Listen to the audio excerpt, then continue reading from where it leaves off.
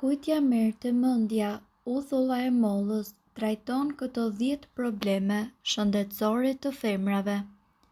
Kolesteroli i lartë tek gratë pas menopauzës, pas të cilës ekziston rreziku i sëmundjes së zemrës, përveç trajtimit të akneve dhe lehtësimit të dhimbjeve nga artriti, uthulla e mollës ka edhe shumë efekte të tjera pozitive në shëndetin e femrës. Uthulla e mollës ndihmon femrat në trajtimin e këtyre 10 problemeve shëndetësore.